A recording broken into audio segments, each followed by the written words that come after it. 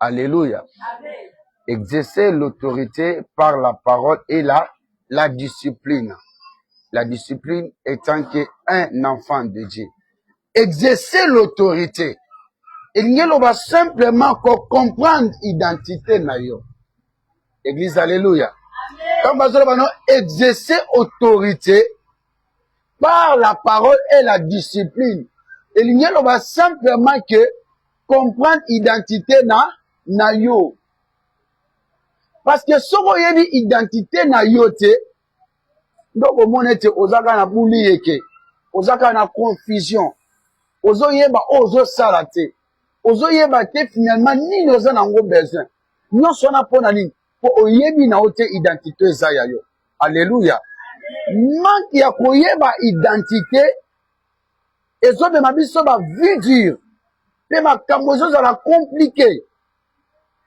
Et liboso ya problème, liboso ya difficulté, liboso ya eloko moko songolo, le fait ko yebi oyo zate, eza impossible pour ba ke yonde ba polite yonde so dominer. Alléluia. Yango zo matozolo ba ete exercer l'autorité par la parole et avec de discipline. Exercer autorité na yo. Parce que Nzambe appelle ça moutounion autorité. Et disent alléluia. Nzambe appelle ça moi nan Nzambe nyon autorité. Appelle ça yé pouvoir. Appelle ça yé makoki. Ya koyeba ko dominer. Mais ya koyeba ko salini. Ko don da likolo na nyonso. Mais bana nan Nzambe. Ezara. Au mon église bazo dominer. Ezara. Au mona mwana Nzambe azo dominer. Nyon sona pona nini. Aibi ko exercer autorité zakati na ete. Aibi ko sele la pouvoir o Nzamba pesa ete. Ayebi lo lenge nini te. Oyo yabuki ko sala po a s'en sortir na problème moko songolo. Oh! Domination ezane pona biso bana Nzambe. Alléluia. Domination ezane pona ba oyo Nzamba pena. Domination ezane pona ba oyo ba bengami bana pe ba Christ ya Nzambe. E bana Nzambe moye ba dominer zate. Pona nini parce que bango bazana kati ya confusion. Bazoye bate basala nini. Alléluia. Comprendre identité na yo ekosunga yo po yeba ko dominer. Église, alléluia. La domination est simple une question. Domination est une simple question. Il faut yomoko se poser. Il faut yomoko yeba. Mais pourquoi domination? Pourquoi va le te dominer? Pourquoi va marquer année à domination? Et ça simple. Et réponse nango est tellement simple et facile à répondre. Alléluia. Réponse nango est mettre tout au clair.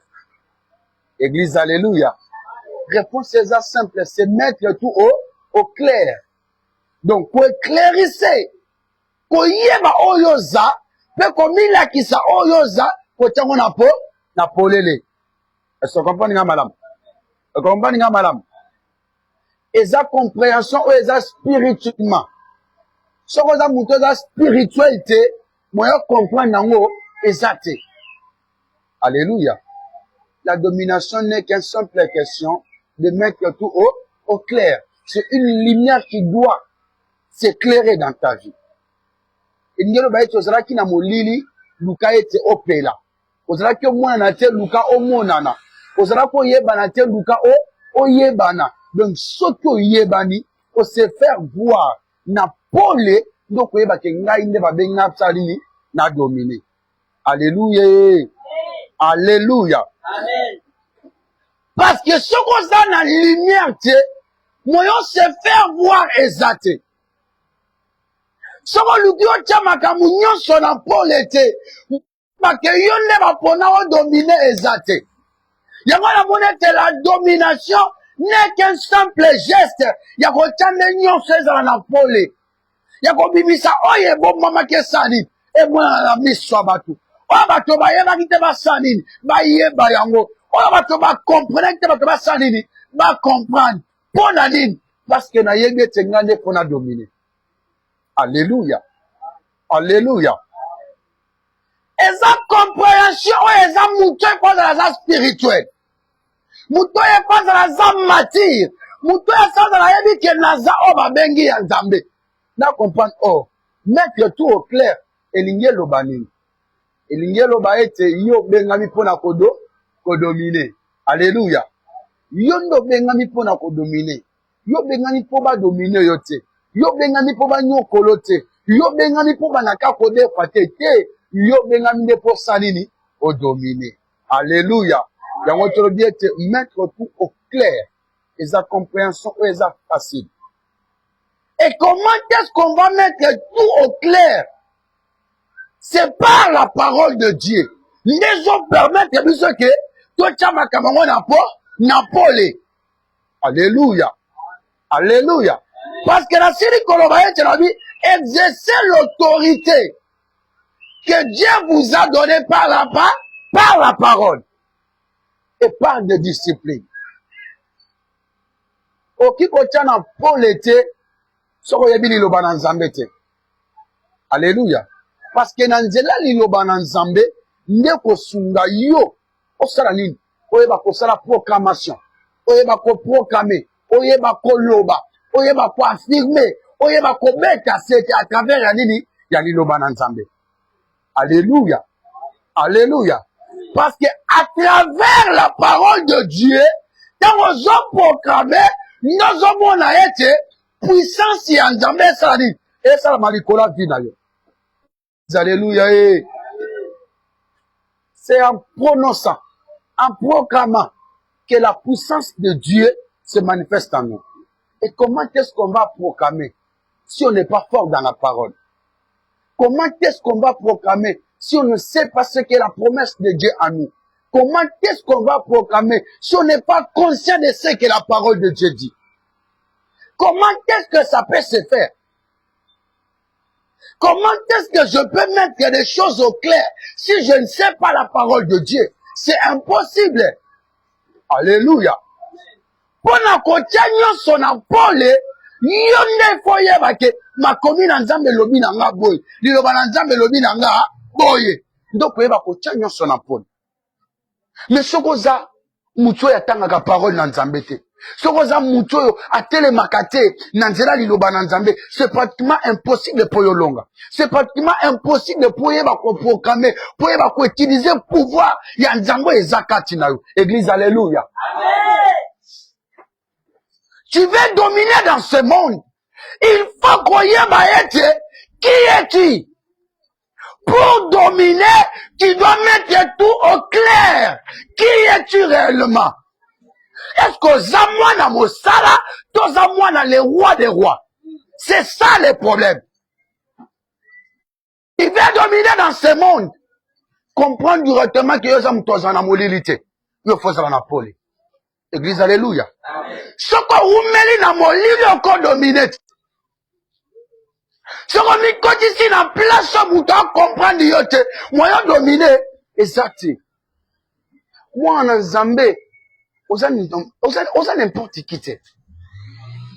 Qui est à gauche, qui est à droite, qui est yo oyeba mi yo oponami yo za oyo, il faut asra nini angenga. Yango tolobi la domination, c'est juste une question de mettre tout au clair. Bibi sa oye bon mama kesani. Et moi la mise. Église, alléluia. Amen. Soko bimi sa ngona pole te au mona to comprendre te. O sosola te. Pe oko demere na vie moko yake. On se va même pas. Yo comment désirer na iwa na vie na yo. Pour na nini parce que yo yebi ko chama kam na pole te. Alléluia. Amen. Et so yo chama kam na pole te, o ba no bel estomac er nyonso. Dans ce commando er nyonso. Pour parce que yo yebi ko tia valeur na yo te en place. Alléluia. Amen. Un peu pour naïba ko continuer to kotanga makomi na Nzambe. Nous en Marc chapitre 11 verset 23. Bozo koma gamba moko de tanga 4 versions balamoko. Marc chapitre 11 verset 23. Après to koya kotanga Matthieu chapitre 17. Ouais. Deux autres personnes verset. Mettons dans la marque. Matthieu chapitre 17, verset 20. Au combien on peut? Aux Luc chapitre 17, verset 6. Aux Matthieu chapitre 21, verset 21. Oui, tu vas dans la marque. Marc chapitre 11, verset 23. Tu te remis, tu t'en as commis.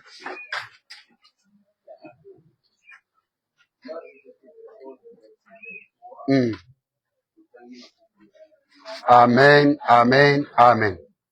Je vous l'ai dit en vérité, si quelqu'un dit à cette montagne, monte-toi de là, jette-toi dans la mer, et s'il ne doute point en son cœur, mais croit que ce qu'il lui a dit arrivera, et il les verra accompli. Nalobi na bino na bosolo pe na bosolo. Soki moto moko atelema lobi na ngoma oyo longwa place oza bwaka makuna e soki pe azo dutete na motema na ye na makambo oyo ya lobi akomona kosala nini kokokisama. Alléluia. Amen. La parole de Dieu. Matthieu chapitre 17 verset 20. Chapitre 17 verset 20.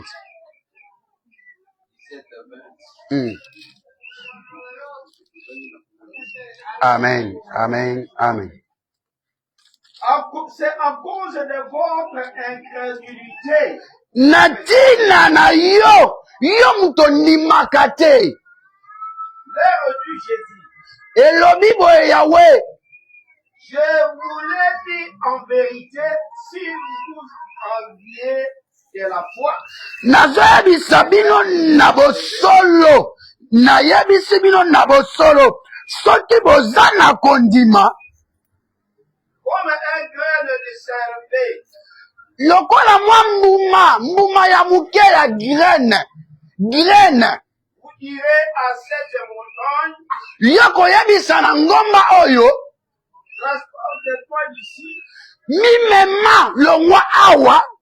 Là et c'est transportera.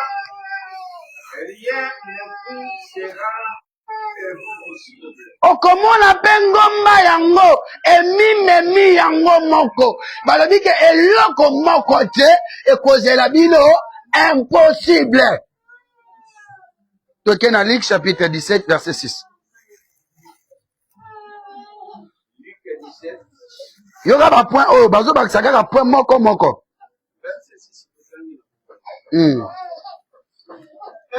Le Seigneur a dit, si vous enviez de la foi comme un grain de sérénité.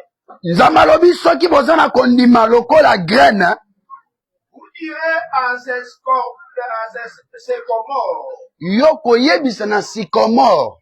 Déracine-toi. Longwa, pikwama. Et plante-toi dans la mer. Yebwakama na mai. Parole du Seigneur. Obéira. Pe, ekosala nini? Ekotosa bino. Alobi pikwama. Alléluia. Abi pikwama. Liboso babi na biso montagne sani. Loba na montagne et se déplacer. Eko se déplacer. Deuxième balobi na biso loba na montagne mimema. Donc on se déplacer na komi memeza différent. Donc on se déplacer na kolongo na za awa na ye awa. Mais mimema ça veut dire mobima no salatini. Kende longue histoire. Ba yeli susu na troisième balobi din. Oloba na kona esani. Epi kwama. Elongo esani. Ebwakama. Yorasko Yasuka. Matthieu chapitre 21, verset 21. Matthieu. Chapitre 21, verset 21. Toko fanda na biso.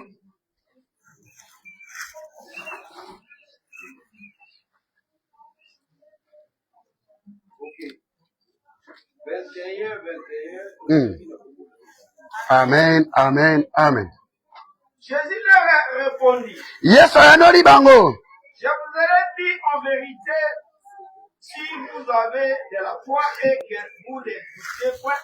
Nazoyebisa bino na bosolo soki boza na kondima pe bozo dute de l'autre côté. Non seulement vous feriez ce qui a été fait. Bokosala kaka te oyo esi esalema. à ses figuiers. likolo na nzete oyo. Mais Kasi quand vous direz à cette montagne, bokoyebisa na ngomba ôte-toi longwa les rangs na place wana et jette-toi dans la mer. bwakama na mai. Cela c'est Eloko wana ekosalema. So bete mo ba nkoro maboko. Alléluia. Na tongo leo na ye koyebisa yo exerce l'autorité par la parole de Dieu et la discipline. Autorité o nzamba pesa yo. Alléluia. Nguya o nzamba pesa yo. Bokasi o nzamba chakati na yo. Na yeso yango exercer ya yango à travers ya liloba na nzambe. Totangi malobo eza tellement important. Ya liboso po ya liboso balobi yebisa montana sani à se déplacer. Nazalaki na caro oyo. Ba singa déplace toi na ko se déplacer na deuxième caro. Asali mouvement non? Deuxième ba koloba na biso balobi to ko yebisa na montana sani ni ami mema. Donc nde na keboye na se déplacer. Mais comme mema sabi na ba ko memanga atati kuna na suka babwa kinga kuna. Alléluia. Amen. Parce que la mouvement ya mune babi mema. Nyonso na ngao ka ba ba ndelo ko moko c'est important balobi en vérité na bosolo na eza parole eza ngate eza parole anza bien aimé utilise autorité za katina. Donc mon ebanye na obiete la domination est juste une question de mettre tout en clair, na lumière, na pole. Nyonso sali et monana. Omoni bayoki na biso balobi ete soki bozana kondima lokola graine kondima lokola nkona ya muke bokoyebisa na nzete wana sikoma wana kola nzete omoni douleur ya vie maladie ya vie pasi ya vie kozanga ya vie manque ya libala kobota nyonso douleur wana nyonso babengango sikomo na babi okoyebisa pikwama pe bwakama kuna na moto ekokende epikwami zetone sani elongwe malade ne sani elongwe kufe sani elongwe kolele sani elongwe mais soko sana kondi alléluia alléluia mais na sepeli na suka aye sukolo bana biso etone bino te kamusa bino te bosapuye kate na oyo ese salema mais soki bozana kondima bokosala kolekanga koleka oyo ese salema bino bokosala koleka. Église alléluia. Amen. Tala Yesu aloba liloba ya pamba liboso nzete sani ekawuka. Yesu aloba liloba ya pamba liboso mokaka tena sani atambola. Yesu aloba liloba ya pamba liboso ya aveugle sani ni amona. Mais si konzamba aloba ete vous se contenter kana oyo salema te so bozana kondima ne puisque lokola graine bokosala koleka o déjà salani esalema. Bien aimé, sko wana nani azonyokwama? Est-ce que ça mwana nzambe to mwana Satan? Alléluia. Amen. Alléluia. Amen. C'est la parole de Dieu qui dit. Vous se contactez kana o yesalemate. C'est que o yesu asala na o ba ye koliba sala ezamu muke toko sa suya munene. Mais lelo moya bikamu esalemezate. Lelo makamu moyen se manifester ezate pona ni bana na nzambe baza incrédule. Bana nzambe balingi parole te. O na nzela ya parole nzambe ndoko za ba confirmation ya koyeba ko na bitumba na yo. Mais mwana nzambe aza na Bible akomisango oreye na ndaku na ye. Akomisango un simple livre efandi na ndaku pendant 1 mois, 2 mois. Azwaka temps ya kotanga ngo te. Toujours trop pris. Occupé makambo ebele. Comment est-ce que tu vas dominer? Et le lengeni ni yo oko dominer na sena moyo. Le lengeni ne ko komela yo po yo eba ko réussir. Et comment est-ce que yo mwana nzambe ba ko benga ope o ya dominer, o ya tema kambu na pole. Ça va pas tenir église. Alléluia. Et tika lo simba te. Si vous ne savez pas utiliser la parole de Dieu, c'est la seule façon où il va permettre yo oyeba qui est-il réellement. Na bana lobi ete pona ko exercer pouvoir to autorité nzamba personne nzela liloba ifai ba identité na ona nyozami. Alléluia. Yeba o yoza identité ne zanani. Mwana nzambe ya Satana. Tout le monde laissez passer. Si tu es réellement un enfant de Dieu, il faut comprendre valeur à cause de moi en Nzambe. Un fils des rois des rois. Mokonzi Abakonzi. Celui qui vit à jamais au-dessus de toutes choses. Mais Ozoya Yonde. Place Sonia Fanny ne place pas en Nzambe Bazali. Place Sueza ne place pas en Nzambe Bazali. Place Koleleza ne place pas en Nzambe Bazali. Place malade ou menagana njoto ne place pas en Nzambe Bazali. Mais identité neza wapi. Pouvoir nini ba pesa yo. Autorité nini ozanango. Église alléluia. Amen. Oko souffrir ti wapi. Parce que tozo mukanda o to tchango na sima biso toza liboso. Mais or to koza la jamais liboso mukanda to tchango na sima te. Mukanda il faut ezala liboso biso na sima na yango. Parce que tant ozo tie loko liboso na yo muka. O ka ozo mona ko ba papier o yango ndeza vie no mobima na kati. Na kanchaka melenge bima. Amen. Parce que tant on tient mukando liboso, on donne na makambo nyonso na mukanda oyo, yo ba otika le dominer yo te, yo ba nyokolo te, yo ba komonelo jamais. Peu importe na mosala na milliers place, ata na katikata wende, ba nyonso ba oteka te yo koteka. Parce que yo mukanda oyo eza lumière na yo. Ezo loba no makambo yo mutakolo ba note. Abia kolo comment pikwama. Et à tes katana te, j'étais ce qui va katia en haut, et tant que musicien en lancé, au bout de la sauce. Avec un temps, comment ma casse est pébélé, mourir sani, et kotiwana, et zo zipayo. Les balobi au kopikola, yango ya kopikola. Église alléluia. Amen. T'as la kopikola, et n'y a pas que, au coexister sous la vie n'angate. Donc, place n'anga au place sous, il faut kopikola. Mais si seulement tu as la foi, le quoi la graine, mbuma moko ya graine. Ne place bo senga kondima. Soka kozana kondima le quoi mbuma ya graine. Okolo bana njetas comment pikwama. Pe pikwame kei. Église lelo toza bato ba souffrir en priorité na sena moyo bato ba souffrir le quoi biso bazate. Alléluia. Amen. Place Paul na biso eza to bombi yango na sima. To présenter le boko. Wa yo kela biso mawa. Oso kota de akam sus na ngwa yo kelo mawa. Oboya déjà molili, na ko yo kelo mawa. Osi obwa ki sabak, qui va t'abandonner? Et qui va venir te chercher encore? Na ko ya ko soutenir, qui va venir te soutenir? Alléluia. Amen. Église. So l'amour quitté, eza passé pour na yo. So télémité, eza passé. So comprendre l'identité de ton tika le réussir ta vie. O tika le dominer ta vie. Peu importe na musala place au salaka. Si tu n'es pas conscient que la parole de Dieu t'a dit que vous ferez plus que ce qui a été fait. On va salaka montamilelo. Nana moi ça y a une solution pendant que mutole la passe les gens na mutema na ye a une solution peu solution mbamo ekoki au complet nani so les aka yesu te mutamo kila ko ya tali yo mawe ya nanga ndeko nanga ma ayoke no mawa makosungo jamais à 100%. Autika le plus au 100% te oyo luka parce que pour ça nous défait ça de plus mais ça na mutu moko so yo kilo ka mawalobi ma fille lève-toi prends ton lit et marche zaka yesu pendant que muta umeli 38 ans na maladie mais il y avait personne azana posa ba pese mbongo te azana posa ba soutenir yete azana la posa que tant maye ninga masani ba boka ina mai maintenant na ngwa ndeka za la permanent wana azela ka air nini anja oningi soka ningi sina 4 yaza nga pongine pona yo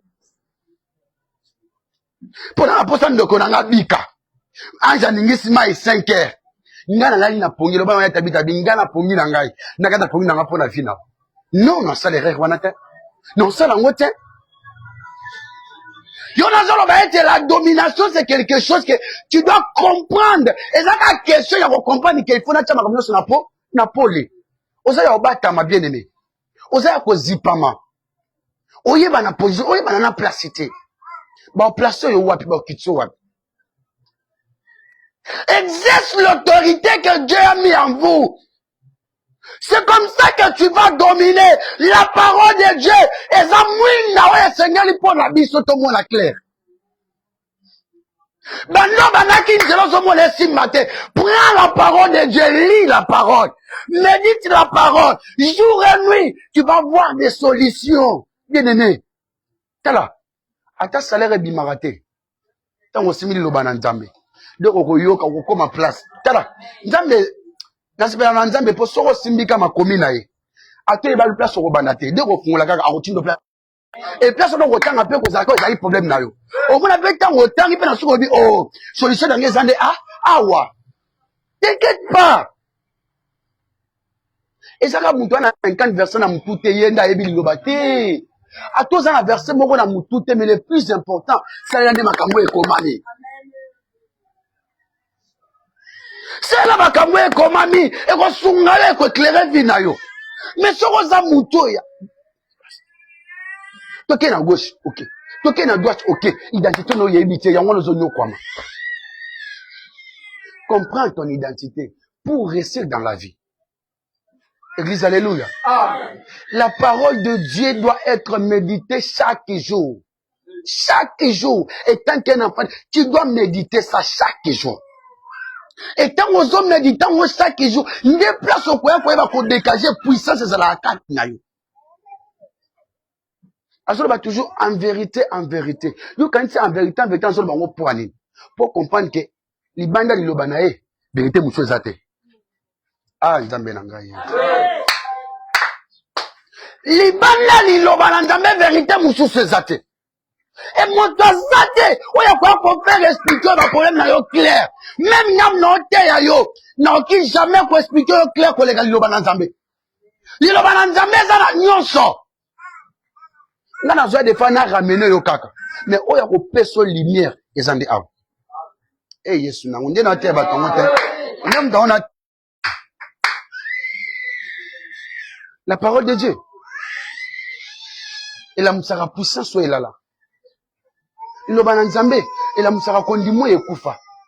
Il y a un Nzambe. Et puis ça va confort na kata mutema. Il y a un Nzambe soutenir na kabiso.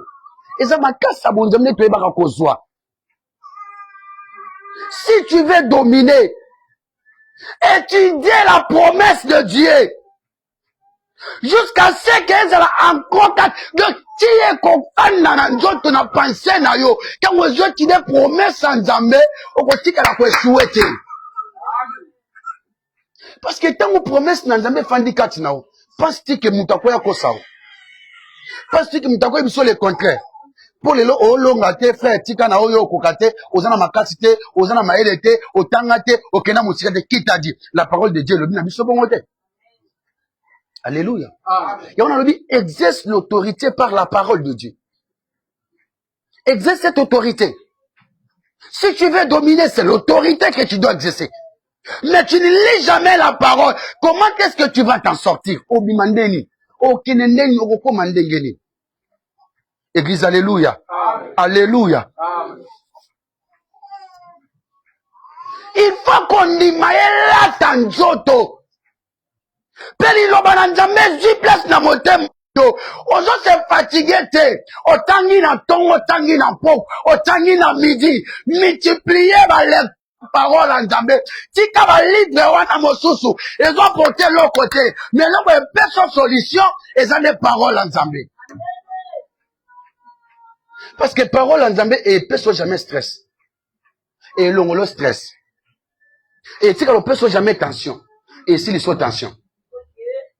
Et tu ne jamais kobeli sayo. Or et kogeri yo. Église alléluia. Amen. Église alléluia. Amen.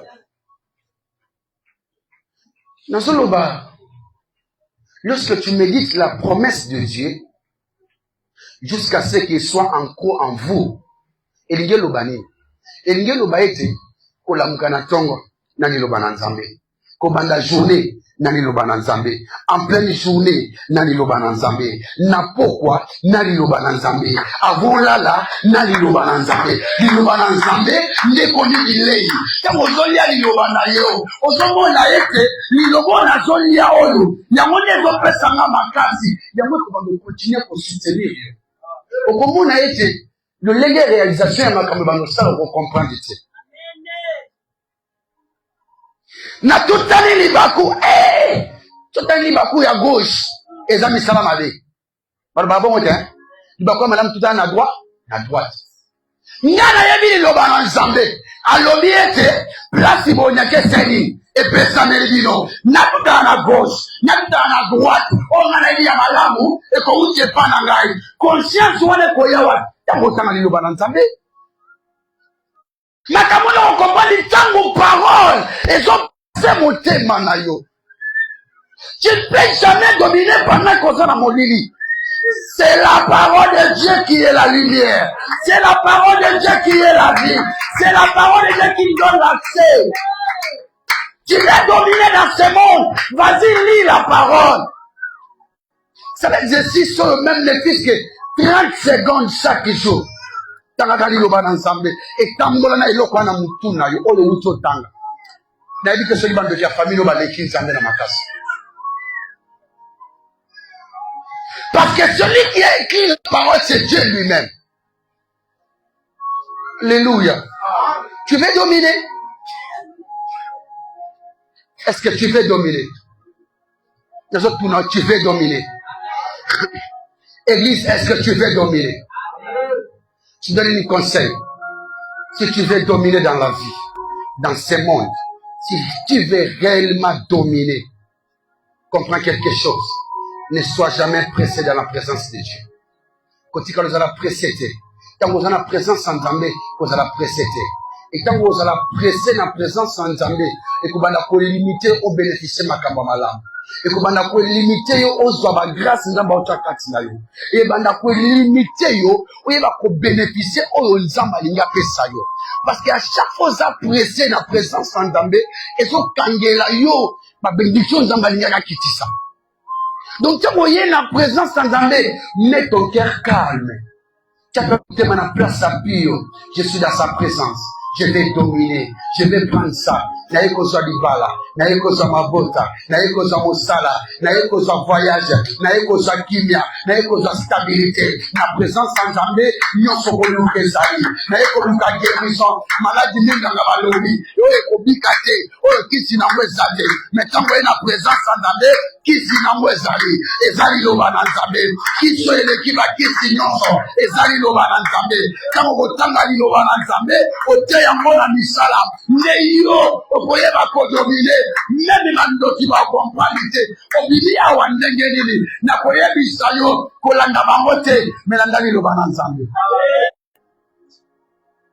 Oyoka lwa moko ebima na famille kimisi tokobota na 25 ans te tokobala na 12 ans 15 ans te 25 ans te o 20 ans te sotobalaka na ba 40 ans 50 ans parce que liloba moko esani ebima me nazoyebisa eza na liloba moko soki oyoki otangi yango otiango na misala na kondimano ya mukie ekobota bambuma nango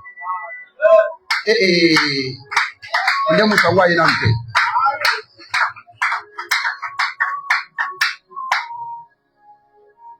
La parole de Dieu me montre réellement qui je suis. Lorsque je médite la parole de Dieu, ça me fait encore révolter.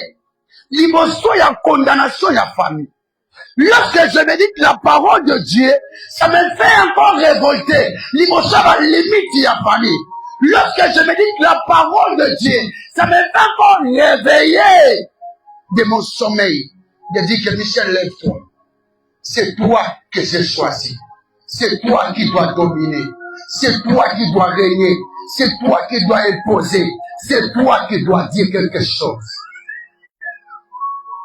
C'est la parole de Dieu.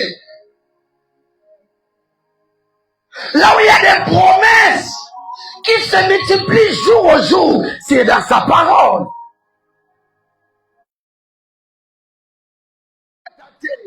Naïna ma combien le moi c'est combat. ozalate. Balobi na ngai yoko bongate. Mais na yena makomia lobiete. L'Éternel bénit les œuvres de vos mains. Bolobi na ngai ete yoko voyagete. Na yena makomi elobi na ngai ete je garderai ton départ et ton retour. C'est que voyage na vie na nga exercice est certain. C'est que comment la vie na nga exercice est certain. C'est que vous savez la vie na nga exercice est certain. Comment en vérité, en vérité, si seulement vous avez la foi. Église, n'a la posa ne autodominé. Tout ça sunde tout ça boité. Tout la lelate, tout quelle la église. Toute cette même mentalité où il y a pour exercer autorité dans ma pesanga na yo. Papa nous a béni dans notre coup. Thème où il est puissant. Non, nous avons quelqu'un qui nous aime beaucoup. Chaque fois dans zone méditer thème où je pleure, je prends le temps de prier à Dieu. Seigneur, ça, je ne vais pas d'abord parler à tes enfants. Mais je vais d'abord me parler moi-même. Parce que l'oko zoloba, c'est tellement puissant. La manière qu'on réalise, bien aimé, t'as la mentalité à vainqueur, il fait la différence. Nga oyo, des fois qu'on dit matin, nga na botami na Kinshasa te. Na botami na capitale, na botami na Suka Mboka. Et si on appelle ça province, il faut que nous soyons. On a une carte du Congo pour y avoir place province nangesa. Donc, province Moko est vanité, méconnaissable. Mais je sais quelque chose. Là, tu as dit que péché. Nana moi nanga moko, mazam kolo nanga, na kobe nanga père aleki. So donc il est na zamba. Pour nous qui, avant de commencer na zamba, tu que le péché, il faut que tu sois boîte. Et tant que tu ne sois boîte, boîte au moins biloko salité c'est belé fandi na se. Tu na quoi ça le boîte papa. Nakane na mobile soin boy propre boy na fana boîte santé belikamu kelange bonga e ba signoma biso na libongo balobaki libali ya so toya na tongo toya na pokwa sento mata boîte na yo bana kolongola salité na kati parce que boîte memaka nyonso mema biloko bilanga nde boîte memaka. Pourtant, on va jouer dans le et qu'on a poto na mabele skoleti bazamba place à biso ba tete les aba loso tant on que donc au comment on va déposer qui na c'est na mabele poto makasi mais ce que c'est na peu même na bato ngai na mada place à malam il fait ça là bien soigné to comment na comme mobala soin to kanga mapena ngo ngana nde on a tombé nganaka mobala soin mobala et tilelo. Si on a autant de mentalité à vainqueur de Zalaka Nanga déjà. Malgré Nazaraka péché, vous bengani bande kena los. Mutumoko mutako yebangate. Mais lelo, la télé peut me bazo bukangai. Parce que yaka boyango te ya. Yako pambo la ngandako. Yako bonde la ponanga. Mutwaye pe na bonde la solution. La tika na bi zambe. O kangambo kate o na bota makuna tongate. Ne ko comprendre que ezale juste simple ya kozwanyo sokotango na pole. Tango zimo lili na yo, omenyango la lumière. Yo ko ma pole et yo ko pesa vie. Nyele na beta katela lobi. Nzambe oyo lokotanga. Atinyela na papo mate. Je me souviens Nazaraki na banda même na sala musala. Donc on peut se rendez-vous na mutu. Mon copine quand l'autre okutana, l'autre photo zalanga na yo. Kaka jour na pesi rendez-vous, les jours ya koya. Na bien on vieux ezani na ngoka. Allez lo wasala te. Akoya ko créer musala ko ta e ko lia bino ya 4 heures du temps. So tu ko ba pena message ya koya te papa biswaza. Oyo ki muteme vini. Sko yo mdoli ya ko chali toyi. Opesi na kande ko okene ndenge ni papa sawan. Abi nzam. Oko ebisa longo ate. O be na ko sala d'intercession na kata motema papa no po ke ka rendez-vous. Oh, rendez-vous nga potenge lokote. Ma chaque fois ça qui koya azande mo préserver ngai. Aibi ke ya malamu babomba ka yango. O ba expose Zande na bangoki, bazizi bali yango. Na tira komona kwanga échantillon te, bazoteka yango. Balakisaka nde bato te, kwanga oyo eza ya qualité ya malamu. Mais kwanga na bato yango te. Kobebisa te ya ngai eza na kati. Kobebisa te ya malamu ebima na kati. Kobebisa te opambola mokili. Bien-aimé, eza question ya kotia nyonso na clair. Domination, méditer la parole de Dieu. Mets-toi des disciplines. Comment est-ce que tu recevoir? La promesse de Dieu se réalise souvent à ceux qui savent attendre. Mais bateau baza patient dans Nzambe. Nous avons promettre quelque chose. Mais ayebi ngongani osani akokokisa yango. Mais si tu es pressé, la promesse Nzambe ko bossa nango, olongwe na makolo na Nzambe ke musika. Et promesse eye, promesse le baki yo ko pamba awo. Yo komi kuna libanda. Et ko nango libanda te. Place le baki ne ko sani et ko soyo. Est-ce que vous savez que Dieu est un Dieu juste? Alléluia.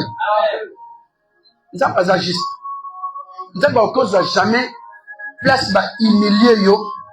Alongo yo ka bona humiliation no ke na ngote. Nzambe lukaka place ka ba humilier yo. Nde ka place pa tombola yo. Nakati ça. Donc place bazo considérer yo te. Nde place nzamba comme ma considération ya bonzamba te kati na yo. Okomona kaka le même bato. Obazaki ko considérer te bango na comment considérer yo. Bango na komi ko banga yo et bango na komi ko respecter yo pour la libre parce que ça y a ensemble. Bien-aimé, médite la parole de Dieu. Ne cherche jamais d'être pressé. Angongele quitte. Bon, monsieur prière. Bon, salibwe. Non. C'est dans sa présence. De Tozoaka Yamalam. La présence dans Nzambe de Tozoaka Kimia. Oui. Quand est-ce que vous aussi là? Problème inayo. C'est la patience. Il y a un Dieu qui t'a promis. Il y a un Dieu qui t'a dit la vérité. Alors, bien, c'est ce que vous avez demandé, croyez cela que vous avez et vous verrez cela s'accomplir. Pourquoi l'obi bon c'est que ça n'a pas tout passé la prière. Si ma sali prière a donné la prière na yemoko. Si vous n'avez pas aucun de doutes ni difficultés dans votre cœur, vous voyez cela s'accomplir. Au niveau où la prière ne s'est réalisée, enlever d'autres katina. Longo la oyo sali. Kopanga wana, kolenga wana. Non. Et peut s'améliorer, bien aimé. Active la prière. Écoute souvent la parole de Dieu. Tu sais, celui qui prend plaisir de demeurer dans la présence de Dieu, c'est celle-là aussi qui donne la privilège au Saint-Esprit. Et Nathan, ok. Oh, il y a un plaisir. Il y a la présence en Nzambe. Neza mutu oyo après qu'appelle l'ito ina Saint-Esprit à l'obélaï. Pour effacer la présence en Nzambe, et fait Saint-Esprit sur le banayo, et fait Saint-Esprit sur souffler yo, et fait Saint-Esprit sur la kissa yo. Tu ne peux pas faire ça, fais comme ça. Tu ne peux pas aller là-bas, aller comme ça. C'est la parole de Dieu qui nous pousse d'avancer encore plus dans l'intimité avec Dieu. Oyo, il y a un Nzambe za musika. Il y a un moment où on a le suivi, le soin de Sakabat. Ils disent on a pas besoin de Kabat. Ben on n'a pas besoin de Kabat. Ma commune a jamais dit si comme basali na zana katina na bango. Oya il y a déjà 2 personnes. D'abord basali. Mais bien aimé, donc on a le suivi, c'est juste pour ta vie. C'est pour ta vie. Sache-la bien, quand Dieu parle, il y a la puissance aussi qui sort. Quand un enfant de Dieu parle, il y a une puissance aussi qui sort. Quand un enfant de Dieu, tu lis la parole, il faut puissance en jamais dégager Katinalo. Tu ne peux pas rester là même. Non. Tu es un enfant de Dieu, appelé de Dieu, l'élu de Dieu. Mais pourquoi tu souffres? Parce que la parole de Dieu n'a pas sa place. La puissance de la parole n'est pas libérée en toi. Dire au nom de Jésus, Et puis ça n'a pas tenu sauté. Et ça a le nom de Jésus, miracle salut. Bah ensemble, petit kakola la pongi mingi. Mais tout le monde ko la mukana pongi pour te ba ko rester au ensemble. Ko to la ba pongi, to la mukana tongo na fatigue. To la mukana tongo to beli. To la mukina tongo na ba problème. Mais tant ozo kata pongi na yo. Le bina mukana ko eza promesse sans ami. Na yebi sans amba la mukana promesse ni. O la mukana tongo na nzoto za ki malade Jésus makasi. Na nzoto za ki na problème Jésus solution. Na mutu ezalaki perturbé comme kimia pour nalili parce que lutaki nzambe na butu olimi ko sacrifier pongi na yo et yo pour longa na tongo bien sûr ba yebisi biso na normalement na vie ya mutu fola la 8 heures du temps et le bité ngana kabi 4 heures du temps na ngai na présence sans nzambe 4 heures wana na kopema ah yaya okoza ndemo na bato nyonso te.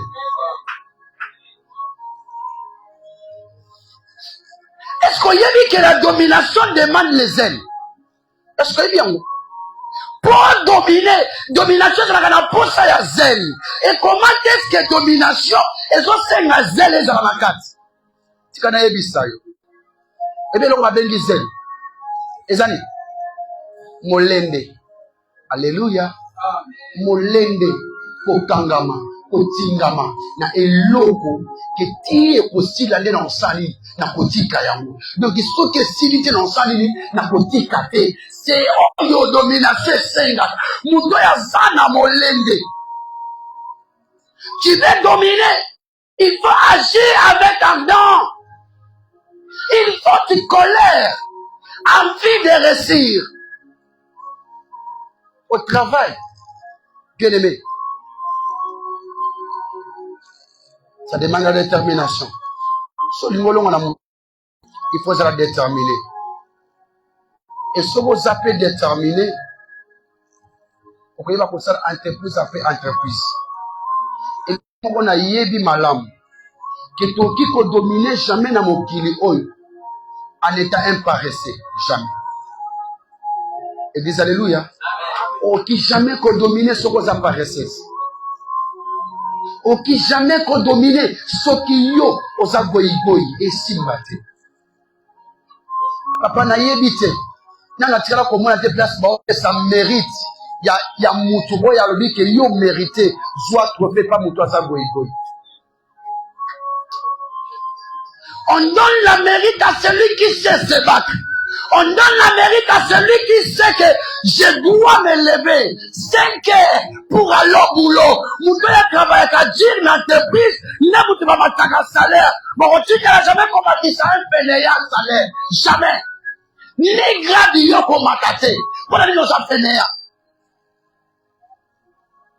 Tu veux brûler des étapes pendant qu'on a pénéa et simbaté. On vend la cabane, Pendant ça, tu as un salaire.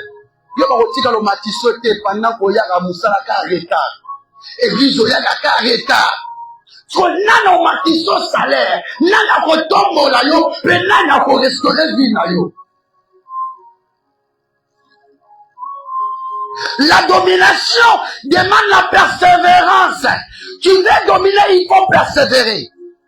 Il faut être zélé. Zala muto ya za zélé na mapondeli. Zala muto ya za zélé na kojene. Zala muto ya za zélé na mosala la nzambe. Zala muto ya za zélé na kotiele makoluka. Oye malamu pour honorer nzambe.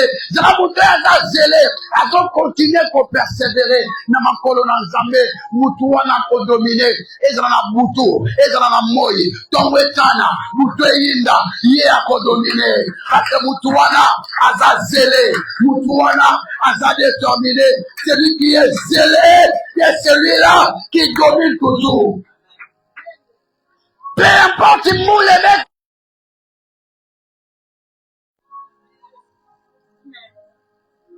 Bakangi makambu nyonso. Basope nyonso. Mutu muso akotaki. Yo za zélé na prière. Yo lebi c'est moi qui entre. Parce que bandeko moko bakangaka na prison. Après ça témoigne zabi. Papa nzamba za na bomo. Bakanganga. réellement na sala mabe akamba kutana na sala ngo penza mais na bandi ko prier quand Nzambe na prison na onga na sala ki ezalaki ya mabe liboso na Nzambe Nzambe na yo kelinga mawa eloko etonenga please à chaque fois nazo bondela à chaque fois bavocat bayaka baya ba solliciter kangai siko nota na na mbongo te fabi bana eloko te na kokotela ngai mais tant on a se focaliser na prière na moment na biso ya repo ba nyonso babimi na cour bazwa moi ngana tikali na kati na bandi ko prier abita on a so prier c'est comme si na comprendre que na zasunga moko te to koma na babebele na kata prison wana o to so bondele longo na comprendre directement que quel que soit la boloko nzamba sana biso l'essentiel il est yonde za la zele tango za zele na prière nzambe wana ko sanini akomi bonisa kutke kuti yako soutenir yo malgré ma veille, oh yo salaki, yo sogite toi dans Nzambo tumeli, oh luki Nzambe a ndombola. Et motowana basala ba dossier na yi. Après ça da infranté. Et ti abima na boloko. Abima d'aba signé bon ya sortir na yi. Boloko bakanga déjà parti à 15h30. Sur 15h30 détenu nous sako bimate. Na yi ba bimisa 18h45. Église, alléluia. Celui qui est zélé dans la présence de Dieu, rien ne sera impossible à vous. Quand vous êtes zélé par l'entendé, il est impossible de faire des actes. Bien aimé, il va ensemble sans mouinda, il va ensemble sans vie, il va ensemble sans lumière, il va ensemble y a un nzela, il va ensemble y a un vie. So il va ensemble, aux autres il va ensemble, au principe de discipline, au est important. Et c'est la bouche, c'est la molle. Moutoko wata longa na vie, yo kolonga, bakoma na histoire na yo, bako compagnie ne yo, bako tanga ne yo, yo no koma likolo, parce que lilo wana nzambe, nyamonde mwinda vie na yo, et tango kotele bisa lilo wana nzambe, et c'est la bouche, c'est la molle, yo ko bisa mutu. Nzambalo la pambola. C'est de ma prière. Na lobeli kaka weza liloba na Nzambe mais na koti na ba discipline te sana biso zamuke mais to ko sera après vendredi yako ko ba discipline o yepesa ka mutu espace ya iba ko dominer après avoir utiliser parole après avoir ko sala liloba na Nzambe et soko koti na ba discipline o activer ba discipline na yo ko dominer encore je dis vraiment ko sangate toujours le makambo c'est important, toujours détailler chaque chose. Nous allons sous-presser à quoi c'était, mais nous allons dépresser. Mais nous allons comprendre pour nous bonner. Zala zele na tongo ya lelo, kanga misuna yo. Yes.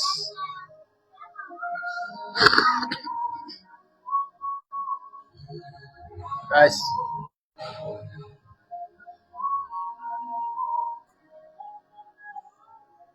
Qu'est-ce que te montre dans ton cœur? Il est matayo. Il est zo matayo. Apotike la biso son oyo. Son ezo me manga tellement likolo. Kadi go profiter nango. Ni nango zo matayo ndeko nanga, ni les zo matayo. Après avoir tout ce que tu as entendu en ce moment, parle à Dieu. Parle à Dieu de ce que toi tu as besoin. Parle à Dieu de ce que tu désires. Parle à Dieu de ce nécessite. Parle à Dieu de ce que toi tu as toujours voulu. Parle à Dieu na mutu, na moi, na bonga nyonso, na lelo na ye na tongo, na yende koloba na yo. Nzambe poyo za lumière, nzambe poyo za yanga, nzambe poyo za réussite, na ye na bondelio. Telela ngande makambo minene, na ona yo kina liloba na yo. Fais-moi grâce et parle-moi, to bondeli, na kobo na Yesu Kristo Masia.